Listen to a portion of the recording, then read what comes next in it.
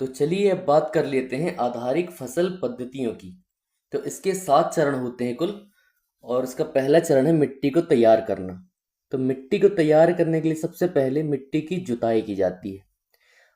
इसमें हल या ट्रैक्टर की मदद ली जाती है जिससे कि जुताई आसानी से की जाए मिट्टी की। इसमें क्या होता है, मिट्टी को उल्टा पलटा जाता है। ठीक है, तो इससे क्या होता है कि जो नीचे जो पोषक तत्व होते हैं या फिर जो जड़ें होती हैं पुराने पौधों की अंदर तक घुसी हुई होती हैं, जुताई करने से वो सब बाहर आ जाती हैं और नए पौधे को उगने के लिए इससे आसानी मिलती है। तो मिट्टी तैयार करने में क्या होता है, जुताई होती है, मिट्टी को पोला करना होता है और मिट्टी को पलटना होता है। इसके मुख्य औजार हैं हल, कुदाली और कल्टीवेटर। मिट्टी में वायु तथा पोषक तत्व एवं कुछ सजीव भी रहते हैं।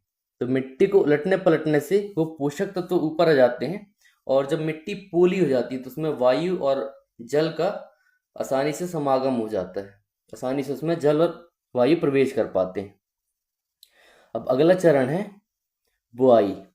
तो बुआई में क्या किया जाता है, सबसे पहले अच्छी गुणवत्ता वाले बीजों का चयन किया जाएगा।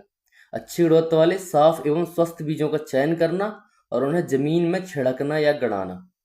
तो इसकी एक विधि तो होती है कि हम हाथ से छिड़क करके अपनी बुआई कर लेते हैं खेतों में, या फिर औजारों का उपयोग किया जाए। तो इसमें दो तरीके के औजार देखे जाते हैं। पहला होता है परंपरागत औजार जो कि कीप के आकार का होता है और इससे हल की सहायता से इसमें बुआई की जाती है। और दूसरा होता है सीड ड्रिल।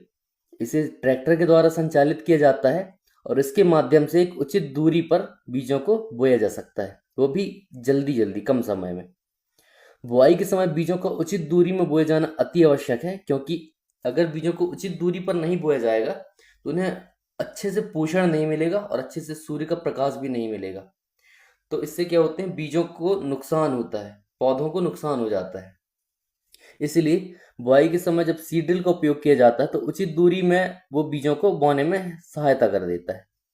इसीलिए क्या होता है, जब सीड ड्रिल से बीज बोते हैं तो उचित दूरी में बोते हैं और जल्दी जल्दी बो देते हैं कम समय में।